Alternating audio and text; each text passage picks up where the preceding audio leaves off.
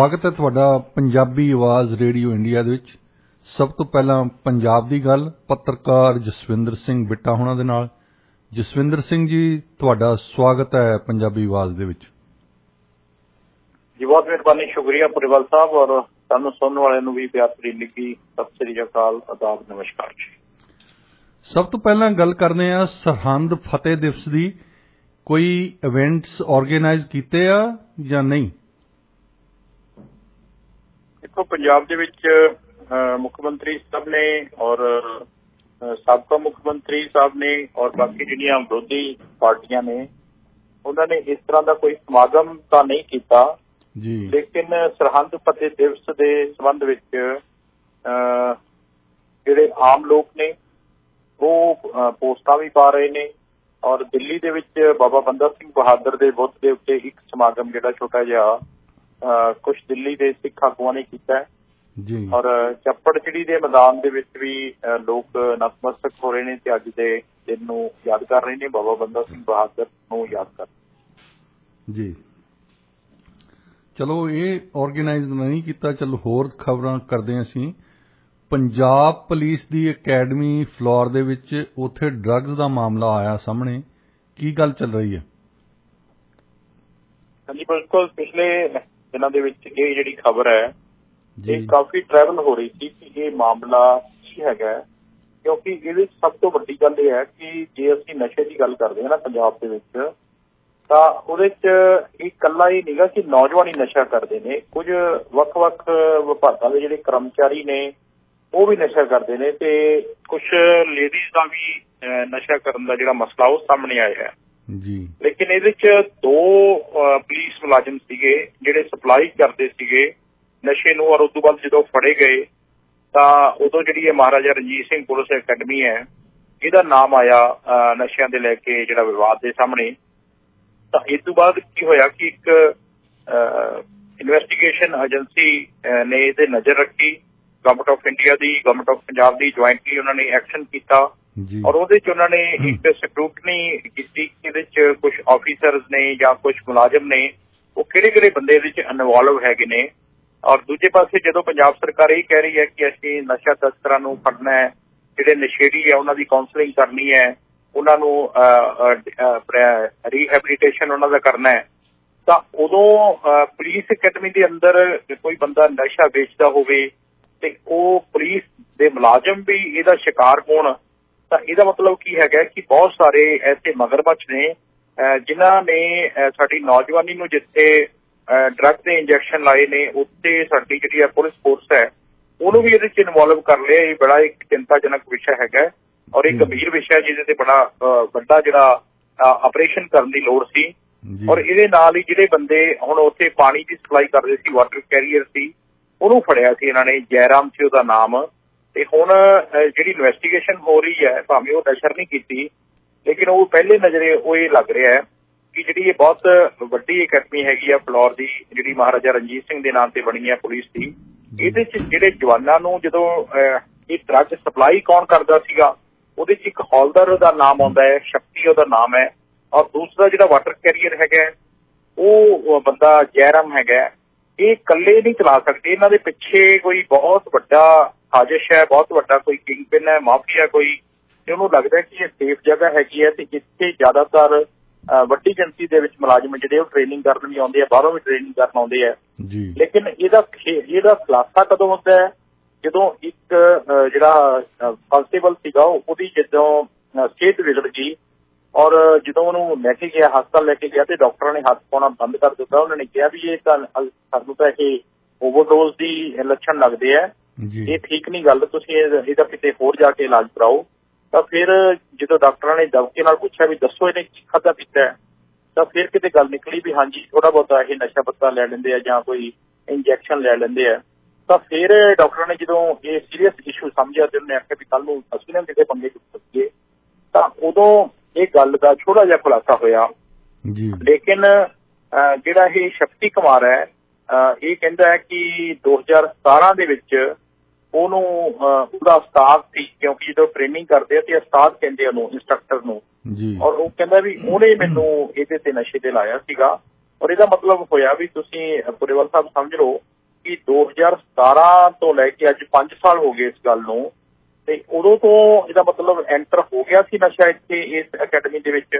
ਤੇ ਉਹਦੇ ਲਈ ਜੇ ਐਂਟਰ ਹੋ ਗਿਆ ਸੀ ਇਹ ਨਸ਼ਾ, ਤਾਂ ਉਸ ਲਈ ਕੌਣ ਰਿਸਪੌਂਸਿਬਿਲਿਟੀ, ਕਿਹਦੀ ਰਿਸਪੌਂਸਿਬਿਲਿਟੀ ਹੈ? ਜੇ ਪੁਲਿਸ ਫੋਰਸ ਦੇ ਵਿੱਚ, ਪੁਲਿਸ ਕੈਂਪਸ ਦੇ ਵਿੱਚ ਇਸ ਤਰ੍ਹਾਂ ਦਾ ਨਸ਼ੇ ਦੀ ਸਪਲਾਈ ਜੇ ਈਜ਼ੀਲੀ ਹੋ ਰਹੀ ਹੈ, ਤਾਂ ਫਿਰ ਸਾਡਾ ਪੰਜਾਬ ਤਾਂ ਕਿੱਥੇ ਸੇਫ ਹੈ ਜੀ?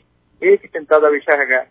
ਦੂਜਾ, ਹੁਣ ਜਦੋਂ ਇਹ ਦੋਨੇ ਵਿਅਕਤੀਆਂ ਨੂੰ ਜੁਡੀਸ਼ੀਅਲ ਰਿਮਾਂਡ ਤੇ ਭੇਜਿਆ ਗਿਆ, ਔਰ ਇਹ ਕੀ ਇਹ ਸਪਲਾਈ ਕਰਦੇ ਸੀ ਜਾਂ ਇਹਨਾਂ ਦੇ ਪਿੱਛੇ ਕੋਈ ਕਿੰਗ ਪਿਨ ਹੋਰ ਸੀਗਾ? ਹੁਣ ਜੇ ਇਹ ਬੰਦਾ ਜਦੋਂ ਡੀਐਮਸੀ ਪਹੁੰਚਦਾ ਹੈ ਤਾਂ ਫਿਰ ਪਤਾ ਲੱਗਦਾ ਹੈ ਕਿ ਇਹ ਤਾਂ ਜਿਹੜਾ ਹੈਗਾ ਐਡਿਕਟਡ ਹੈਗਾ, ਔਰ ਜਿਹੜੀ ਓਵਰਡੋਜ਼ ਇਹਨੇ ਕਿੰਨੇ ਦਿਨਾਂ ਤੋਂ ਲੈ ਰਿਹਾ ਸੀ, ਕਿਵੇਂ ਲੈ ਰਿਹਾ ਸੀਗਾ। ਔਰ ਦੂਜੀ ਗੱਲ ਇਹ ਹੈਗੀ ਹੈ ਕਿ ਇਹ ਜਿਹੜਾ ਬੰਦਾ, ਇਹਨੂੰ ਤਰਸ ਦੇ ਆਧਾਰ ਦੇ ਉੱਤੇ ਜਿਹੜੀ ਨੌਕਰੀ ਮਿਲੀ ਸੀ, ਔਰ ਉਸ ਤੋਂ ਬਾਅਦ ਇਹ ਬੰਦੇ ਨੇ ਕਿੰਨੇ ਲੋਕਾਂ ਨੂੰ ਉਹ ਨਸ਼ਾ ਦਿੱਤਾ ਹੈ ਜਾਂ ਨਸ਼ਾ ਖਰੀਦਿਆ ਹੈ, ਇਹ ਇੱਕ ਇਨਵੈਸਟੀਗੇਸ਼ਨ ਦਾ ਪਾਰਟ ਹੈਗਾ ਜੀ। ਲੇਕਿਨ ਇਹ ਬੰਦਾ ਹੁਣ ਜਦੋਂ ਕੋਮਾ ਦੇ ਵਿੱਚ ਚਲਾ ਗਿਆ ਤੇ ਉਦੋਂ ਇਹ ਸਾਰੀਆਂ ਗੱਲਾਂ ਜਿਹੜੀਆਂ ਨਿਕਲ ਕੇ ਬਾਹਰ ਆਈਆਂ।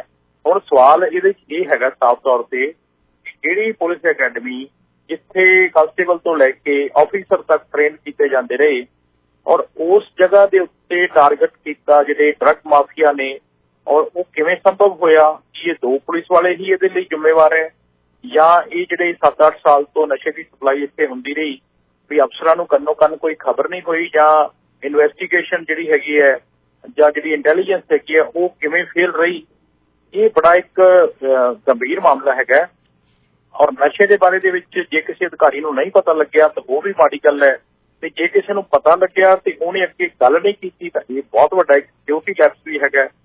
ਦੂਜਾ, ਹਾਲਾਂਕਿ ਇਹਦੇ ਬਾਰੇ ਇਨਵੈਸਟੀਗੇਸ਼ਨ ਜਦੋਂ ਹੁਣ ਹੋ ਰਹੀ ਹੈ, ਕੋਈ ਵੀ ਪੁਲਿਸ ਅਧਿਕਾਰੀ, ਕੋਈ ਵੀ ਜਿਹੜਾ ਕਰਮਚਾਰੀ ਹੈ, ਉਹ ਇਹਦੇ ਬਾਰੇ ਦੇ ਵਿੱਚ ਕੋਈ ਵੀ ਗੱਲ, ਕੋਈ ਵੀ ਬਿਆਨ ਜਾਂ ਮੀਡੀਆ ਦੇ ਸਾਹਮਣੇ ਨਹੀਂ ਆ ਰਿਹਾ।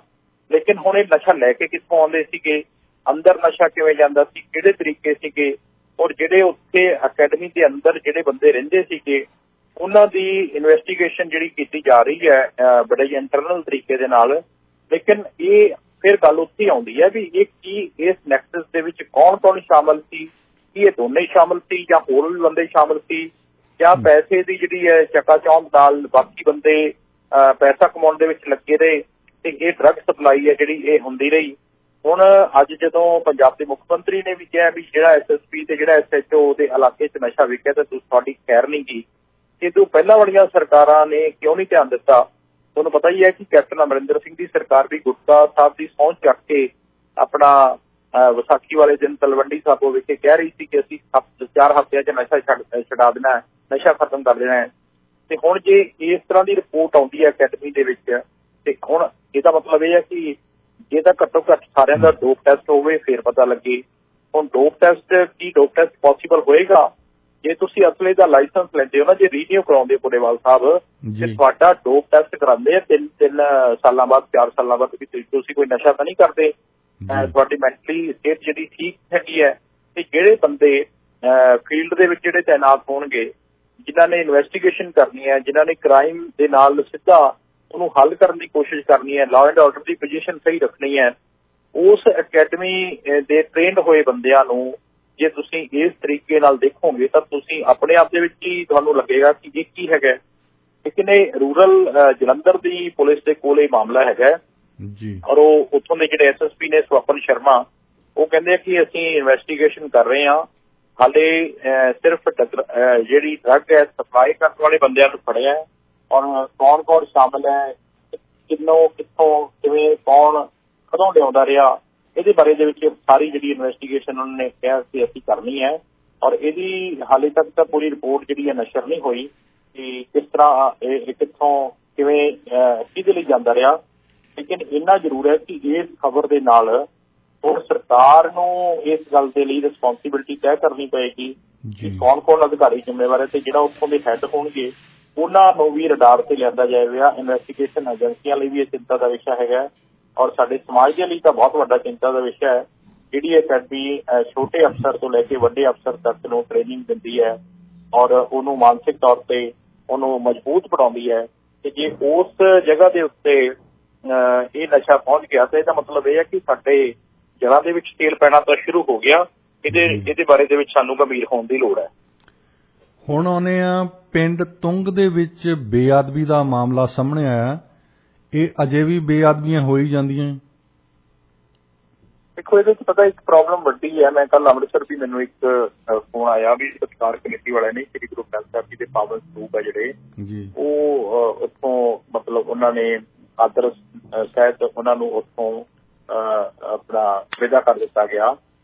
ਲੇਕਿਨ ਜਿਹੜੀ ਉਹ ਲੇਡੀ ਹੈ ਉਹਦਾ ਬੜੀ ਆਸਥਾ ਹੈਗੀ ਹੈ ਸ੍ਰੀ ਗੁਰੂ ਗ੍ਰੰਥ ਸਾਹਿਬ ਤੋਂ। ਪ੍ਰਕਾਸ਼ ਵੀ ਕਰਦੀ ਹੈ, ਸੁਖਾਸਨ ਵੀ ਕਰਦੀ ਹੈ ਤੇ ਉਹ ਕਹਿੰਦੀ ਹੈ ਕਿ ਮੈਨੂੰ ਜਦੋਂ ਮੁਸ਼ਕਲ ਹੁੰਦੀ ਹੈ ਜਾਂ ਕੋਈ ਮੈਨੂੰ ਸਮੱਸਿਆ ਹੁੰਦੀ ਹੈ ਤਾਂ ਮੈਂ ਆਪਣੀ ਅਰਦਾਸ ਬੇਨਤੀ ਹੈ ਗੁਰੂ ਸਾਹਿਬ ਦੇ ਅੱਗੇ ਜੋਦੜੀ ਕਰਦੀ ਹੈ। ਮੈਂ ਦਿੱਲੀ ਵੀ ਦੇਖਦਾ ਜੀ, ਦਿੱਲੀ ਦੇ ਵਿੱਚ ਵੀ ਬਹੁਤ ਸਾਰੇ ਜਿਹੜੇ ਸਿੱਖ ਆਗੂ ਨੇ, ਚਾਹੇ ਉਹਨਾਂ ਦੇ ਘਰ ਛੋਟੇ ਹੋਣ 100 ਗਜ ਦੇ ਹੋਣ, ਚਾਹੇ ਉਹਨਾਂ ਦੇ ਘਰ ਬੰਗਲੇ ਹੋਣ, ਤੇ ਉੱਥੇ ਵੀ ਗੁਰੂ ਗ੍ਰੰਥ ਸਾਹਿਬ ਜੀ ਦਾ ਪ੍ਰਕਾਸ਼ ਉਹਨਾਂ ਨੇ ਕੀਤਾ ਹੋਇਆ ਤੇ ਉਹ ਵੀ ਓਟ ਆਸਰਾ ਲੈਂਦੇ ਆ। ਮੈਨੂੰ ਬੜੀਆਂ ਲੇਡੀਜ਼ ਦਿੱਲੀ ਦੀਆਂ ਮਿਲਦੀਆਂ ਰਹਿੰਦੀਆਂ। ਉਹ ਕਹਿੰਦੀਆਂ ਕਿ ਜਦੋਂ ਸਾਨੂੰ ਮੁਸ਼ਕਲ ਹੁੰਦੀ ਹੈ ਤਾਂ ਅਸੀਂ ਬਾਬਾ ਜੀ ਅੱਗੇ ਅਰਦਾਸ ਕਰਦੇ ਹਾਂ ਤੇ ਬਾਬਾ ਜੀ ਸਾਡਾ ਮਸਲਾ ਹੱਲ ਕਰ ਦਿੰਦੇ ਆ। ਸਾਡੀ ਆਸਥਾ ਹੈਗੀ। ਜਿਹੜਾ ਬੇਅਦਬੀ ਵਾਲੀ ਤੁਸੀਂ ਗੱਲ ਕਰਦੇ ਹੋ, ਕਈਆਂ ਥਾਵਾਂ ਤੇ ਤਾਂ ਇਸ ਤਰ੍ਹਾਂ ਬੇਅਦਬੀ ਹੈ ਵੀ ਮੰਨ ਲਓ ਮੈਂ ਪਾਠ ਪੂਜਾ ਕਰਦਾ ਹਾਂ ਜਾਂ ਮੈਂ ਨਹੀਂ ਪਾਠ ਪੂਜਾ ਕਰਦਾ ਤੇ ਮੇਰੇ ਪਰਿਵਾਰਕ ਮੈਂਬਰ ਹੈ ਜਿਹੜੇ ਉਹ ਅੰਡਾ ਮੀਟ ਮੁਰਗਾ ਜਾਂ ਕੁਛ ਇਸ ਤਰ੍ਹਾਂ ਦੀ ਚੀਜ਼ ਦਾ ਸੇਵਨ ਕਰਦੇ ਹੈ ਤਾਂ ਉੱਥੇ ਵੀ ਇਸ ਤਰ੍ਹਾਂ ਦੀਆਂ ਸ਼ਿਕਾਇਤਾਂ ਮਿਲਦੀਆਂ, ਉਹਨੂੰ ਵੀ ਬੇਅਦਬੀ ਗਿਣਿਆ ਜਾਂਦਾ ਹੈ। ਲੇਕਿਨ ਇਹਦੇ ਲਈ ਹਾਲੇ ਪ੍ਰੋਟੋਕਾਲ ਕੋਈ ਨਹੀਂ ਬਣਾਇਆ ਗਿਆ। ਹੁਣ ਕਈ ਵਾਰੀ ਅਸੀਂ ਦੇਖਦੇ ਹਾਂ ਕਿ ਬੇਅਦਬੀ ਦੀਆਂ ਘਟਨਾਵਾਂ ਜਿਹੜੀਆਂ ਲਗਾਤਾਰ ਵਾਪਰ ਰਹੀਆਂ, ਕੁਝ ਤਾਂ ਸਾਡੀ ਆਪਣੀ ਅਣਗਹਿਲੀ ਹੈਗੀ ਹੈ। ਕਈ ਥਾਵਾਂ ਦੇ ਪਿੰਡਾਂ ਦੇ ਵਿੱਚ ਮੈਂ ਦੇਖਦਾ ਹੁੰਦਾ ਜਿੱਥੇ ਸ੍ਰੀ ਗੁਰੂ ਗ੍ਰੰਥ ਸਾਹਿਬ ਜੀ ਦੇ ਪਾਵਨ ਸਰੂਪ ਪ੍ਰਕਾਸ਼ ਕੀਤੇ ਹੁੰਦੇ ਨੇ, ਉੱਥੇ ਨਾਲ ਨਾ ਜੀ ਪ੍ਰਿੰਸੀਪਲ ਸਾਹਿਬ ਨਾਲ ਅਸੀਂ ਕਈ ਵਾਰੀ ਨਾ ਕੱਚੀਆਂ ਤਾਰਾਂ ਦੇ ਨਾਲ ਬਲਬ ਲਾ ਦਿੰਦੇ ਆ ਜਾਂ ਕੁਝ ਸਵਾਗਤੀ ਜਿਹੜੀਆਂ ਲਾਈਟਾਂ ਲਾ ਦਿੰਦੇ ਆ ਜਿਹੜੀਆਂ ਜਗਦੀਆਂ ਬੁਝਦੀਆਂ, ਜਾਂ ਕਿਸੇ ਸਮਾਗਮ ਦੇ ਉੱਤੇ ਅਸੀਂ ਇਸ ਤਰ੍ਹਾਂ ਦਾ ਕੋਈ ਡੈਕੋਰੇਸ਼ਨ ਜਿਹੜੀਆਂ ਚੀਜ਼ਾਂ ਲਾ ਦਿੰਦੇ ਆ ਤੇ ਉਹਦੇ ਨਾਲ ਕਈ ਵਾਰੀ ਹੁੰਦਾ ਕਿ ਉਹ ਸਪਾਰਕਿੰਗ ਹੋ ਜਾਂਦੀ ਹੈ। ਸਪਾਰਕਿੰਗ ਹੋਣ ਨਾਲ ਕਿਤੇ ਨਾ ਕਿਤੇ ਸਾਡਾ ਜਿਹੜਾ ਸ੍ਰੀ ਗੁਰੂ ਗ੍ਰੰਥ ਸਾਹਿਬ ਜੀ ਦੇ ਪਾਵਨ ਸਰੂਪ ਹੈ ਉਹਨਾਂ ਨੂੰ ਖਦਸ਼ਾ ਖੜਾ ਹੋ ਜਾਂਦਾ। ਕਈ ਵਾਰੀ ਅਗਨ ਭੇਟ ਵੀ ਹੋ ਜਾਂਦੇ ਨੇ। ਇਸ ਤਰ੍ਹਾਂ ਦੀਆਂ ਜਿਹੜੀਆਂ ਕਾਰਵਾਈਆਂ ਅਸੀਂ ਦੇਖੀਆਂ ਵੀ ਨੇੜਿਓਂ। ਪਰ ਇਹਦੇ ਲਈ ਜੇ ਇਸ ਨੂੰ ਬੇਅਦਬੀ ਸਮਝਿਆ ਜਾਵੇ ਜਾਂ ਕਈ ਵਾਰੀ ਹੁੰਦਾ ਕਿ ਜਿਵੇਂ ਸ੍ਰੀ ਗੁਰੂ ਗ੍ਰੰਥ ਸਾਹਿਬ ਜੀ ਦੇ ਪਾਵਨ ਸਰੂਪ ਕਾਰ ਕਮੇਟੀ ਸੋਚਦੀ ਹੈ ਕਿ ਉਨੀ ਢੰਗ ਤਰੀਕੇ ਨਾਲ ਪਾਵਨ ਸਰੂਪ ਦਾ ਸਤਿਕਾਰ ਨਹੀਂ ਦਿੱਤਾ ਜਾਂਦਾ, ਰੁਮਾਲਾ ਸਾਹਿਬ ਦੇ ਜਿਹੜੇ ਹੈਗੇ ਨੇ ਉਹ ਉਸ ਤਰੀਕੇ ਨਾਲ ਸੁਸ਼ੋਭਿਤ ਨਹੀਂ ਕੀਤੇ ਜਾਂਦੇ। ਸੋ ਇਸ ਤਰ੍ਹਾਂ ਦੀਆਂ ਗੱਲਾਂ ਵੀ ਬੇਅਦਬੀ ਦੇ ਵਿੱਚ ਗਿਣੀਆਂ ਜਾਂਦੀਆਂ, ਜਿਹੜੀਆਂ ਕਾਫੀ ਚਿੰਤਾ ਦਾ ਵਿਸ਼ਾ ਹੈ।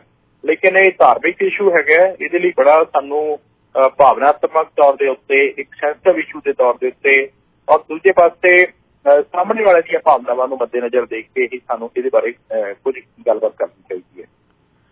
ਹੁਣ ਅਸੀਂ ਗੱਲ ਕਰਦੇ ਸੀ ਕਿ ਬੇਅਦਬੀ ਕੀ ਚੀਜ਼ ਹੈ, ਕਿਹੜੀਆਂ ਚੀਜ਼ਾਂ ਕਰਕੇ ਹੋਈ ਹੈ। ਮੈਂ ਉੱਥੇ ਇੱਕ ਅਖੰਡ ਪਾਠ ਅਟੈਂਡ ਕੀਤਾ।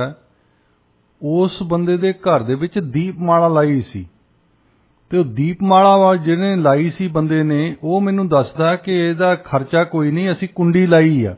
ਕੀ ਇਹ ਵੀ ਬੇਅਦਬੀ ਹੈ? ਦੇਖੋ, ਇਹ ਗੱਲ ਤਾਂ ਬੇਅਦਬੀ ਹੈ ਜੀ। ਚਾਹੇ ਅਸੀਂ ਇੱਕ ਪਾਸੇ ਤਾਂ ਮੈਨੂੰ ਯਾਦ ਹੈ ਕਈ ਵਾਰੀ ਅਸੀਂ ਹੁੰਦਾ ਕਿ ਸ੍ਰੀ ਅਖੰਡ ਪਾਠ ਸਾਹਿਬ ਦੇ ਭੋਗ ਪੈਣ ਤੋਂ ਬਾਅਦ ਹੀ ਜਾਂ ਆਨੰਦ ਕਾਰਜ ਜਦੋਂ ਹੁੰਦੇ ਆ ਤੇ ਆਨੰਦ ਕਾਰਜ ਤੋਂ ਬਾਅਦ ਹੀ ਅਸੀਂ ਕਹਿੰਦੇ ਆ ਵੀ ਹੁਣ ਛਿੱਟ ਲਾ ਲਈਏ, ਹੁਣ ਦਾਰੂ ਮੁਰਗਾ ਹੋ ਜਾਵੇ। ਬੇਅਦਬੀ ਤਾਂ ਉਹ ਵੀ ਹੈ ਜੀ। ਇਸੇ ਕਰਕੇ ਤੁਹਾਨੂੰ ਯਾਦ ਹੋਣਾ ਹੈ ਪਿੱਛੇ ਜਦੋਂ ਮੈਰਿਜ ਪੈਲਸਾਂ ਦਾ ਰੁਝਾਨ ਚੱਲਿਆ ਤੇ ਮੈਰਿਜ ਪੈਲਸਾਂ ਦੇ ਵਿੱਚ ਜਦੋਂ ਵੱਡੇ ਫੰਕਸ਼ਨ ਹੋਣ ਲੱਗ ਪਏ, ਛੋਟੇ ਫੰਕਸ਼ਨ ਹੋਣ ਲੱਗ ਪਏ, ਤਾਂ ਜਿਹੜੇ ਸਿਆਣੇ ਲੋਕ ਸੀ ਉਹ ਕਹਿੰਦੇ ਸੀਗੇ ਕਿ ਲੋੜ ਦੇ ਵੇਲੇ ਸਵੇਰ ਦੇ ਵੇਲੇ ਅਸੀਂ ਆਨੰਦ ਕਾਰਜ ਦੀ ਜਿਹੜੀ ਰਸਮ ਅਦਾ ਕਰਦੀ ਹੈ ਕਿਉਂਕਿ ਸੁਚਮ ਗਿਣੀ ਜਾਂਦੀ ਹੈ। ਨਿਤਨੇਮ ਦਾ ਸਮਾਂ ਹੁੰਦਾ ਹੈ। ਦੁਪਹਿਰ ਤੋਂ ਬਾਅਦ ਜਦੋਂ ਦਾਰੂ ਮੁਰਗਾ ਜਾਂ ਕੋਈ ਇਸ ਤਰ੍ਹਾਂ ਦੇ ਸਮਾਗਮ ਸ਼ੁਰੂ ਹੋ ਜਾਂਦੇ ਹੈ ਤਾਂ ਉਦੋਂ ਸ੍ਰੀ ਗੁਰੂ ਗ੍ਰੰਥ ਸਾਹਿਬ ਜੀ ਦੇ ਪਾਵਨ ਸਰੂਪ ਹੈ ਜਿਹੜੇ ਉਹਨਾਂ ਨੇ ਮਨਾ ਕਰ ਦਿੱਤੇ ਸੀਗੇ ਆਮ ਤੌਰ ਦੇ ਉੱਤੇ ਕਿ ਅਸੀਂ ਮੈਰਿਜ ਪੈਲਸ ਦੇ ਵਿੱਚ ਸ੍ਰੀ ਗੁਰੂ ਗ੍ਰੰਥ ਸਾਹਿਬ ਜੀ ਦੇ ਪਾਵਨ ਸਰੂਪ ਹੈ ਜਿਹੜੇ ਉਹ ਸੁਸ਼ੋਭਿਤ ਨਹੀਂ ਕਰਾਂਗੇ। ਪਾਠੀ ਸਿੰਘਾਂ ਨੂੰ ਵੀ ਹਦਾਇਤ ਕਰ ਦਿੱਤੀ ਗਈ ਸੀ, ਰਾਗੀ ਸਿੰਘਾਂ ਨੂੰ ਵੀ ਹਦਾਇਤ ਕਰ ਦਿੱਤੀ ਗਈ ਸੀ। ਹੁਣ ਜੇ ਤਾਂ ਤੁਸੀਂ ਇਸ ਤਰੀਕੇ ਨਾਲ ਦੇਖੋ ਤਾਂ ਬਿਲਕੁਲ ਇਹ ਗੱਲ ਠੀਕ ਹੈਗੀ ਹੈ। ਦੂਜਾ ਹੁਣ ਇਹ ਵੀ ਗੱਲ ਚੱਲਦੀ ਹੈ ਨਾਲ ਵੀ ਬੇਅਦਬੀ ਦੀ ਜਿਹੜੀ ਹੈ ਕ੍ਰਾਈਟੇਰੀਆ ਹੈਗਾ ਉਹ ਕਿਹੜਾ ਗਿਣਿਆ ਜਾਵੇ ਤੇ ਕਿਹੜਾ ਨਾ ਗਿਣਿਆ ਜਾਵੇ। ਜਿੱਥੇ ਤਾਂ ਹੁਣ ਸ੍ਰੀ ਗੁਰੂ ਗ੍ਰੰਥ ਸਾਹਿਬ ਜੀ ਦੇ ਪਾਵਨ ਸਰੂਪ ਮੈਂ ਦਿੱਲੀ ਦੇ ਵਿੱਚ ਦੇਖਿਆ, ਜਿੱਥੇ ਤਾਂ ਕਿਸੇ ਦਾ ਜ਼ੋਰ ਚੱਲਦਾ ਉੱਥੋਂ ਤਾਂ ਉਹ ਚੱਕਲੇ ਹੁੰਦੇ ਆ, ਸਰਕਾਰ ਕਮੇਟੀ ਵਾਲੇ ਵੀ ਚੱਕਲੇ ਹੁੰਦੇ ਆ, ਤੇ ਜਿੱਥੇ ਕਿਸੇ ਦਾ ਜ਼ੋਰ ਨਹੀਂ ਚੱਲਦਾ ਉੱਥੇ ਉਹ ਕਹਿੰਦੇ ਨਹੀਂ ਜੀ ਕੋਈ ਗੱਲ ਨਹੀਂ, ਤੁਸੀਂ ਇਹ ਕਰੋ, ਇਹਦਾ ਕੋਈ ਮਤਲਬ ਇਸ ਤਰ੍ਹਾਂ ਦੀ ਕੋਈ ਗੱਲ ਨਹੀਂ। ਸੋ ਇਹਦੇ 'ਚ ਨਾ ਜੀ ਇਹ ਇੱਕ ਸ਼੍ਰੀ ਅਕਾਲ ਤਖ਼ਤ ਸਾਹਿਬ ਤੋਂ ਇੱਕ ਪੰਥਕ ਜਥੇਬੰਦੀਆਂ ਦੀ ਇੱਕ ਮੰਗ ਵੀ ਉੱਠੀ ਸੀ ਪਿੱਛੇ ਵੀ ਇਸ ਤਰ੍ਹਾਂ ਹੋਣਾ ਚਾਹੀਦਾ, ਇਸ ਤਰ੍ਹਾਂ ਨਹੀਂ ਹੋਣਾ ਚਾਹੀਦਾ। ਹੁਣ ਜਦੋਂ ਆਪਣਾ ਡੇਰਾ ਸਰਸਾ ਦਾ ਰੌਲਾ ਪੈਂਦਾ ਹੈ ਤਾਂ ਉਦੋਂ ਵੀ ਇਹ ਹੋਇਆ ਸੀਗਾ ਕਿ ਡੇਰਾ ਸਰਸਾ ਦੇ ਬਹੁਤ ਸਾਰੇ ਪ੍ਰੇਮੀ ਆਪਣੇ ਬੱਚਿਆਂ ਦੇ ਵਿਆਹ ਸ਼ਾਦੀਆਂ ਲਈ ਜਾਂ ਖੁਸ਼ੀ ਗਮੀ ਦੇ ਲਈ ਸ੍ਰੀ ਗੁਰੂ ਗ੍ਰੰਥ ਸਾਹਿਬ ਜੀ ਦਾ ਊਠ ਆਸਰਾ ਲੈਂਦੇ ਸੀ। ਪਰ ਜਦੋਂ ਉਹਨਾਂ ਦੇ ਗਲਾਂ ਦੇ ਵਿੱਚ ਲੌਕਟ ਪਾਏ ਹੁੰਦੇ ਸੀਗੇ ਤੇ ਕੁਝ ਲੋਕ ਇਤਰਾਜ਼ ਕਰਦੇ ਸੀ, ਉਹ ਕਹਿੰਦੇ ਸੀ ਵੀ ਤੁਸੀਂ ਪਹਿਲਾਂ ਲੌਕਟ ਆਪਣਾ ਲਾਓ, ਆਪਣੇ ਗੁਰੂ ਨੂੰ ਪਾਸੇ ਰੱਖੋ, ਜਿਹੜਾ ਤੁਸੀਂ ਆਪਣਾ ਗੁਰੂ ਅਪਣਾਇਆ ਹੋਇਆ ਹੈ, ਜਿਹੜਾ ਆਪਣਾ ਮਨੁੱਖੀ ਸਰੀਰ ਜਾਂ ਜਿਸ ਨੂੰ ਵੀ ਤੁਸੀਂ ਪੂਜਾ ਪਾਠ ਕਰਦੇ ਹੋ, ਫਿਰ ਤੁਹਾਨੂੰ ਸ੍ਰੀ ਗੁਰੂ ਗ੍ਰੰਥ ਸਾਹਿਬ ਜੀ ਦਾ ਪਾਵਨ ਸਰੂਪ ਜਿਹੜਾ ਹੈ ਉਹ ਭੇਂਟ ਕੀਤਾ ਜਾਏਗਾ ਤਾਂ ਤੁਸੀਂ ਆਪਣੇ ਸਮਾਗਮ ਕਰ ਸਕਦੇ ਹੋ। ਤੇ ਉਦੋਂ ਬਹੁਤ ਸਾਰੇ ਲੋਕ ਪੰਥ ਨਾਲ ਟੁੱਟ ਵੀ ਗਏ ਸੀਗੇ। ਇਸ ਗੱਲ 'ਚ ਮੈਨੂੰ ਕਹਿਣ 'ਚ ਕੋਈ ਗਰੇਜ ਨਹੀਂਗਾ, ਇਹ ਗੱਲਾਂ ਭਲਾ ਪੰਥਕ ਜਥੇਬੰਦੀਆਂ ਮੰਨਣ ਜਾਂ ਨਾ ਮੰਨਣ। ਤਾਂ ਡੇਰਾਵਾਦ ਵਧਣ ਦਾ ਕਾਰਨ ਵੀ ਇਹ ਰਿਹਾ ਕਿ ਜਦੋਂ ਅਸੀਂ ਕਿਸੇ ਨੂੰ ਇਹ ਪਾਵਨ ਸ੍ਰੀ ਗੁਰੂ ਗ੍ਰੰਥ ਸਾਹਿਬ ਜੀ ਦੇ ਸਰੂਪ ਤੋਂ ਵਿਰਵੇ ਕਰਦੇ ਹਾਂ ਤਾਂ ਉਦੋਂ ਉਹਨਾਂ ਦੇ ਮਨ ਦੇ ਵਿੱਚ ਵੀ ਸੱਟ ਵੱਜਦੀ ਹੈ। ਤੇ ਤੁਹਾਨੂੰ ਪਤਾ ਪਿੱਛੇ ਇੱਕ ਵਾਰੀ ਗ੍ਰੰਥੀਆਂ ਨੇ ਵੀ ਇਹ ਗੱਲ ਕੀਤੀ ਸੀ, ਕੁਝ ਉਹਨੇ ਕਿਹਾ ਕਿ ਸਾਨੂੰ ਭੇਟਾ ਘੱਟ ਮਿਲਦੀ ਹੈ ਤੇ ਸਾਡਾ ਕੁਝ ਹੱਲ ਕਰੋ, ਨਹੀਂ ਤਾਂ ਅਸੀਂ ਈਸਾਈ ਬਣ ਜਾਵਾਂਗੇ। ਸਾਡੇ ਕੋਲੇ ਪਾਸਟਰ ਆ ਗਏ ਨੇ, ਅਸੀਂ ਉਹਨਾਂ ਦੇ ਕੋਲ ਚਲੇ ਜਾਵਾਂਗੇ, ਉਹ ਸਾਡੇ ਬੱਚਿਆਂ ਨੂੰ ਫ੍ਰੀ ਵੀ ਐਜੂਕੇਸ਼ਨ ਦਿੰਦੇ ਨੇ, ਉਹ ਸਾਨੂੰ ਮੈਡੀਕਲ ਸਹੂਲਤ ਵੀ ਦਿੰਦੇ ਆ ਤੇ ਸਾਨੂੰ ਉਹ ਪ੍ਰਚਾਰ ਲਈ ਪੈਸੇ ਵੀ ਦਿੰਦੇ ਆ। ਜਦੋਂ ਅਸੀਂ ਇਸ ਲਾਲਚ ਦੇ ਵਿੱਚ ਸੋਚਦੇ ਹਾਂ ਤਾਂ ਫਿਰ ਉਹ ਤੁਹਾਨੂੰ ਪਤਾ ਹੈ ਕਿ ਮਨੁੱਖੀ ਵਿਰਤੀ ਕਿਹੜੀ ਹੈ, ਹਰ ਬੰਦਾ ਖੁਦਗਰਜ ਹੈ, ਮੈਂ ਵੀ ਖੁਦਗਰਜ ਹਾਂ। ਉਹ ਕੁਛ ਇਸ ਤਰ੍ਹਾਂ ਦੀਆਂ ਗੱਲਾਂ ਜਿਹੜੀਆਂ ਹੋ ਜਾਂਦੀਆਂ, ਇਹ ਜਿੱਥੋਂ ਇਸ ਬੇਅਦਬੀ ਦੇ ਮੁੱਦੇ ਦੇ ਉੱਤੇ ਬਹੁਤ ਲੰਬੀ ਵਿਚਾਰ ਵਟਾਂਦਰਾ ਹੋ ਸਕਦੀ ਹੈ। ਪਰ ਇਹਦੇ ਲਈ ਕੋਈ ਇਸ ਤਰ੍ਹਾਂ ਦਾ ਕ੍ਰਾਈਟੇਰੀਆ ਜਾਂ ਕਹਿ ਸਕਦੇ ਹਾਂ ਕਿ ਇਹਦੇ ਲਈ ਤੁਹਾਡੇ ਮਨ ਦੀ ਭਾਵਨਾ ਹੈਗੀ ਹੈ ਕਿ ਤੁਸੀਂ ਕਿਹੜੀ ਚੀਜ਼ ਨੂੰ ਬੇਅਦਬੀ ਮੰਨਦੇ ਹੋ, ਕਿਹੜੀ ਚੀਜ਼ ਨੂੰ ਨਹੀਂ ਬੇਅਦਬੀ ਮੰਨਦੇ।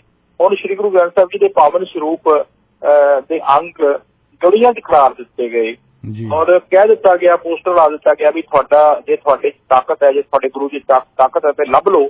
ਉਹਦੇ ਵੀ ਚੈਲੰਜ ਹੈ, ਉਹ ਤਾਂ ਬਹੁਤ ਵੱਡੀ ਬੇਅਦਬੀ ਹੈ। ਤੇ ਅਚਨਚੇਤ ਪ੍ਰਮਾਤਮਾ ਨਾ ਕਰੇ ਅਸੀਂ ਉਸ ਤਰ੍ਹਾਂ ਦੀ ਗੱਲ ਕਰੀਏ, ਜੇ ਅਚਨਚੇਤ ਕੋਈ ਇਸ ਤਰ੍ਹਾਂ ਦੀ ਘਟਨਾ ਗੁਰੂ ਘਰਾਂ ਦੇ ਵਿੱਚ ਬਹੁਤ ਸਾਰੀਆਂ ਅੱਗ ਦੀਆਂ ਘਟਨਾਵਾਂ ਜਿਹੜੀਆਂ ਵਾਪਰਦੀਆਂ, ਸਾਨੂੰ ਇਹ ਬਹੁਤ ਖਿਆਲ ਰੱਖਣਾ ਚਾਹੀਦਾ ਹੈ, ਸਾਨੂੰ ਇਸ ਵੱਲ ਧਿਆਨ ਰੱਖਣਾ ਚਾਹੀਦਾ ਹੈ ਕਿਉਂਕਿ ਸ਼ਬਦ ਗੁਰੂ ਹੈ। ਅਸੀਂ ਜਿਉਂਦਾ ਜੀਵਤ ਜਿਹੜੇ ਸਾਡੇ ਅਸੀਂ ਸੇਧ ਲੈਂਦੇ ਹਾਂ ਉਹਨਾਂ ਤੋਂ, ਔਰ ਸਾਡੇ ਹਰ ਦੁੱਖ ਸੁੱਖ ਦੇ ਵਿੱਚ ਅਸੀਂ ਵਾਹਿਗੁਰੂ ਦਾ ਨਾਮ ਜਪਦੇ ਹਾਂ ਤੇ ਅਸੀਂ ਤਾਂ ਇਹ ਗੱਲ ਸੁਪਨੇ 'ਚ ਵੀ ਨਹੀਂ ਸੋਚ ਸਕਦੇ। ਜੀ ਜਸਵਿੰਦਰ ਸਿੰਘ ਜੀ, ਬੀਜੇਪੀ ਨੇ ਇਲਜ਼ਾਮ ਲਾਇਆ ਪੰਜਾਬ ਸਰਕਾਰ ਕੇ ਤੇ ਇਹਨਾਂ ਨੇ ਨਲਾਇਕੀ ਕਰਕੇ ਆਯੁਸ਼ਮਾਨ ਯੋਜਨਾ ਹੈ ਕੋਈ ਹੈਲਥ ਕੇਅਰ ਦੀ, ਉਹ ਖਤਮ ਕਰ ਦਿੱਤੀ ਉੱਥੇ ਪੰਜਾਬ 'ਚ। ਹਾਂਜੀ ਬਿਲਕੁਲ, ਆਯੁਸ਼ਮਾਨ ਜਿਹੜੀ ਯੋਜਨਾ ਹੈਗੀ ਹੈ ਉਹਦੇ ਇਹ ਹੈ ਕਿ ਗਵਰਨਮੈਂਟ ਆਫ ਇੰਡੀਆ ਤੇ ਗਵਰਨਮੈਂਟ ਆਫ ਪੰਜਾਬ ਤੇ NRHM ਇਹ ਤਿੰਨ ਜਿਹੜੇ ਨੇ ਡਿਪਾਰਟਮੈਂਟ ਨੇ, ਉਹਦੇ 'ਚ ਇਹ ਹੈ ਕਿ ਜਿਹੜੇ ਬੰਦੇ ਗਰੀਬੀ ਰੇਖਾ ਤੋਂ ਹੇਠਾਂ ਨੇ ਜਾਂ ਜਿਹੜੇ ਕੰਮਕਾਜੀ ਨੇ ਜਾਂ ਜਿਨ੍ਹਾਂ ਦੀ ਆਮਦਨ ਜਿਹੜੀ ਹੈਗੀ ਹੈ ਉਹ 5 ਲੱਖ ਰੁਪਏ ਤੋਂ ਘੱਟ ਹੈ, ਉਹਨਾਂ ਦੇ ਲਈ ਇੱਕ 37 ਬਿਮਾਰੀਆਂ ਦਾ ਇੱਕ ਪੈਕੇਜ ਹੈਗਾ, ਹੈਲਥ ਇੰਸ਼ੋਰੈਂਸ ਟਾਈਪ ਹੈਗਾ। ਔਰ ਉਹਦੇ 'ਚ ਸਭ ਤੋਂ ਵੱਡੀ ਗੱਲ ਇਹ ਹੈਗੀ ਹੈ ਕਿ ਜੇ ਕੋਈ ਵੀ ਬੰਦਾ ਜਾਂ ਉਹਦਾ ਪਰਿਵਾਰਕ ਮੈਂਬਰ ਨੂੰ ਕੋਈ ਅਚਾ ਆ ਜਾਂਦੀ ਹੈ, ਕੋਈ ਉਹਨੂੰ ਬਿਮਾਰੀ ਆ ਜਾਂਦੀ ਹੈ, ਕੋਈ ਡਿਸੀਜ਼ ਆ ਜਾਂਦੀ ਹੈ, ਕੁਝ ਬਿਮਾਰੀਆਂ ਨੂੰ ਛੱਡ ਕੇ, ਤਾਂ ਉਹਦਾ ਇਲਾਜ ਹੈ ਜਿਹੜਾ ਉਹ ਸਰਕਾਰੀ ਹਸਪਤਾਲਾਂ ਦੇ ਵਿੱਚ ਹੋ ਸਕਦਾ ਹੈ। ਪਿੱਛੇ ਤਾਂ ਪਹਿਲਾਂ ਤਾਂ ਇਹ ਸੀਗਾ ਇਹ ਆਯੁਸ਼ਮਾਨ ਭਾਰਤ ਦੇ ਵਿੱਚ ਕਿ ਇਲਾਜ ਸਿਰਫ ਸਰਕਾਰੀ ਹਸਪਤਾਲਾਂ 'ਚ ਹੁੰਦਾ ਸੀਗਾ ਔਰ ਤੁਸੀਂ ਪ੍ਰਾਈਵੇਟ 'ਚ ਜੇ ਕਰਾਉਣਾ ਚਾਹੁੰਦੇ ਸੀਗੇ ਤਾਂ ਫਿਰ ਤੁਹਾਨੂੰ ਉਹਦੀ ਪੇਮੈਂਟ ਕਰਨੀ ਪੈਂਦੀ ਸੀ।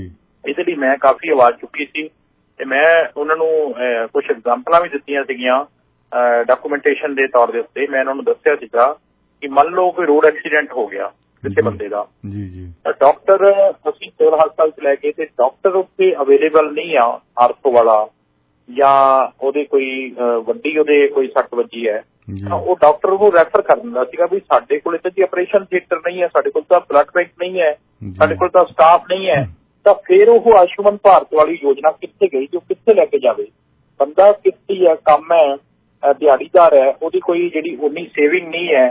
ਤੇ ਲੇਕਿਨ ਜਦੋਂ ਸਰਕਾਰੀ ਹਸਪਤਾਲ ਦੇ ਵਿੱਚ ਉਹ ਲੱਗਦਾ, ਉਹ ਕਹਿੰਦਾ ਕਿ ਆ ਮੇਰਾ ਆਯੁਸ਼ਮਾਨ ਭਾਰਤ ਵਾਲਾ ਮੇਰਾ ਕਾਰਡ ਬਣਿਆ ਜੀ, ਤੇ ਇਹਦੇ ਤੇ ਇਲਾਜ ਕਰੋ।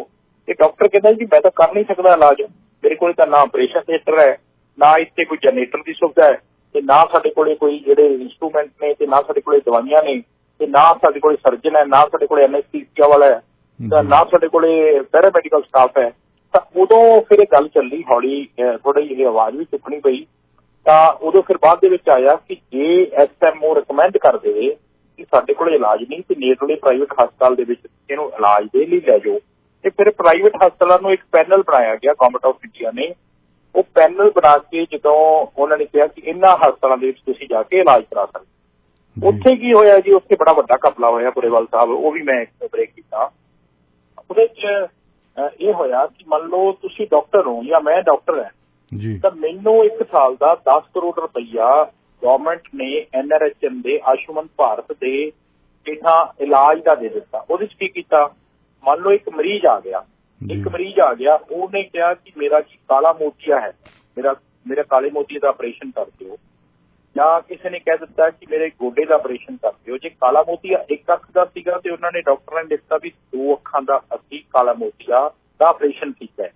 ਹੁਣ ਜਿਹੜਾ ਪੇਸ਼ੈਂਟ ਹੈ ਉਹਦੇ ਕੋਲੋਂ ਪਹਿਲਾਂ ਫਾਈਲ ਦੇ ਉੱਤੇ ਸਾਈਨ ਕਰਾ ਲਏ ਗਏ। ਮੰਨ ਲਓ ਤੁਸੀਂ ਮੈਨੂੰ ਦਾਖਲ ਕਰਾ ਕੇ ਆਏ ਤਾਂ ਤੁਸੀਂ ਪਹਿਲਾਂ ਹੀ ਸਾਈਨ, ਕਿਉਂਕਿ ਤੁਹਾਨੂੰ ਪਤਾ ਡਾਕੂਮੈਂਟ ਅੱਜ ਕੱਲ੍ਹ ਉਹ ਕਹਿੰਦੇ ਜੀ ਪਹਿਲਾਂ ਦਸਤਖਤ ਕਰ ਦਿਓ ਵੀ ਸਾਡੇ ਮਰੀਜ਼ ਨੂੰ ਜੇ ਕੁਝ ਹੋਇਆ ਤੇ ਅਸੀਂ ਜ਼ਿੰਮੇਵਾਰ ਹੋਵਾਂਗੇ ਤੇ ਡਾਕਟਰ ਨਹੀਂ ਜ਼ਿੰਮੇਵਾਰ। ਅਸੀਂ ਬਲਾਈਂਡ ਫੇਸ ਕਰਦੇ ਹਾਂ, ਸਾਨੂੰ ਹੁੰਦਾ ਵੀ ਹਾਂ ਬਿਲਕੁਲ ਠੀਕ ਹੈ। ਜਦੋਂ ਤੁਸੀਂ ਸਿਗਨੇਚਰ ਕਰ ਦਿੱਤੇ ਤੇ ਬਾਅਦ ਦੇ ਵਿੱਚ ਉਹ ਕਾਰ ਵਾਲੀ ਗੱਲ ਹੈ ਵੀ ਤੁਸੀਂ ਕਿਹੜਾ ਪੈਸੇ ਦੇਣੇ ਆ, ਪੈਸੇ ਤਾਂ ਇੰਸ਼ੋਰੈਂਸ ਕੰਪਨੀ ਨੇ ਦੇਣੇ ਆ।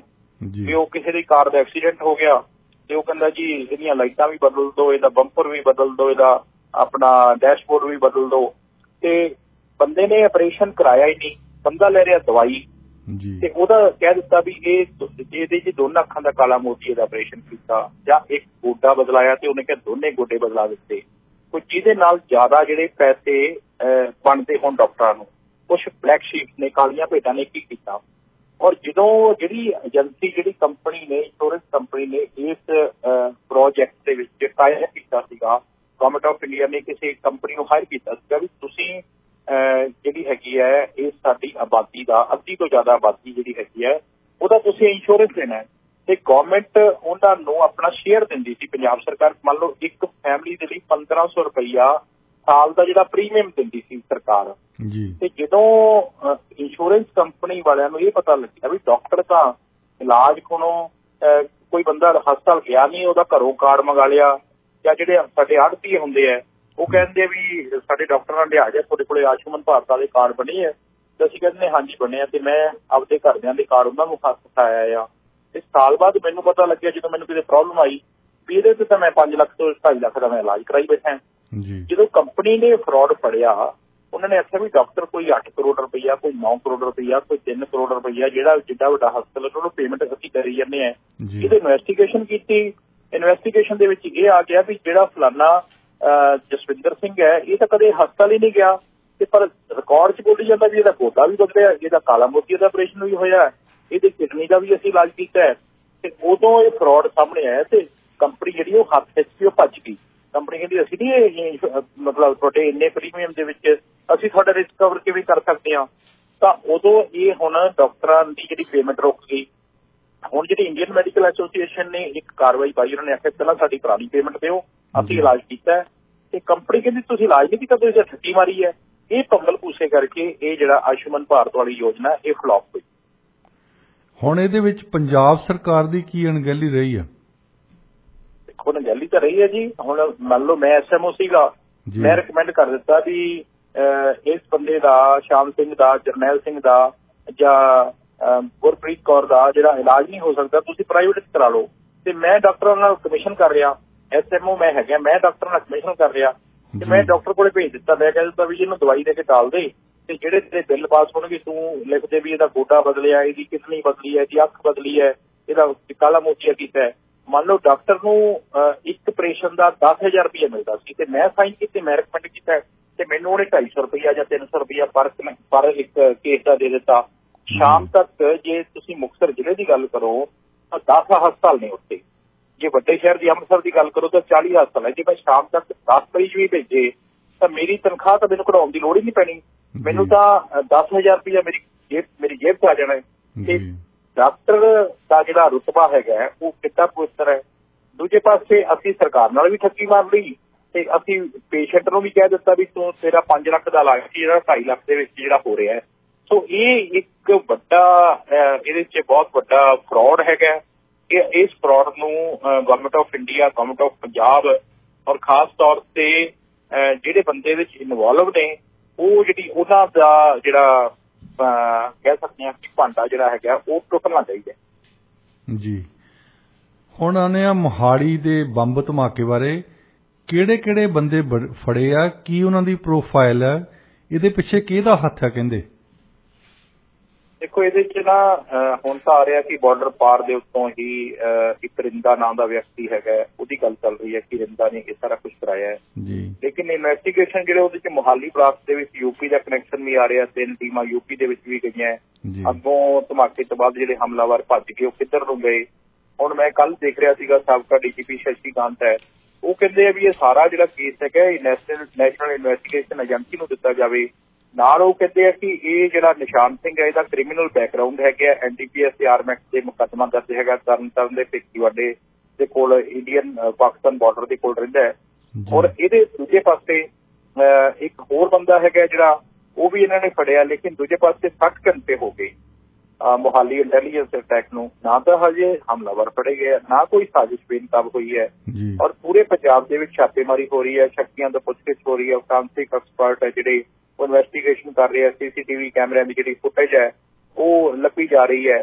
ਹੁਣ ਇਹਦੇ 'ਚ ਵੱਖ-ਵੱਖ ਜਿਹੜੇ ਪਹਿਲੂ ਆ ਰਹੇ ਨੇ, ਲੇਕਿਨ ਹਾਈ ਸਿਕਿਉਰਿਟੀ ਜ਼ੋਨ ਹੋਣਾ, ਇੰਟੈਲੀਜੈਂਸ ਦਾ ਦਫ਼ਤਰ ਹੋਣਾ ਤੇ ਉੱਥੇ ਅਟੈਕ ਹੋ ਜਾਣਾ ਤੇ CCTV ਕੈਮਰੇ ਦੀ ਫੁਟੇਜ ਦੇ ਵਿੱਚ ਹਾਲੇ ਤੱਕ ਇਹ ਨਾ ਪਤਾ ਲੱਗਣਾ ਵੀ ਇਹ ਰਾਕਟ ਜਿਹੜਾ ਆਇਆ ਕਿੱਧਰੋਂ ਸੀ, ਕਾਰ 'ਚੋਂ ਆਇਆ ਸੀ ਜਾਂ ਕਾਰ 'ਚੋਂ ਚਲਾਇਆ ਗਿਆ ਜਾਂ ਕਿਸੇ ਬਿਲਡਿੰਗ ਤੇ ਟਾਰਗੇਟ ਕੀਤਾ ਗਿਆ।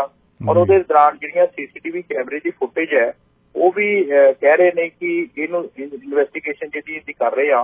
ਹੁਣ 2 ਬੰਦਿਆਂ ਦੇ ਨਾਲ ਅਜੇ ਹੈ, ਨਿਸ਼ਾਨ ਸਿੰਘ ਤੇ ਜਗਰੂਪ ਸਿੰਘ। ਉਹ ਕਹਿੰਦੇ ਵੀ ਇਹ ਜੇਲ੍ਹ 'ਚ ਵੀ ਰਹੇ ਨੇ।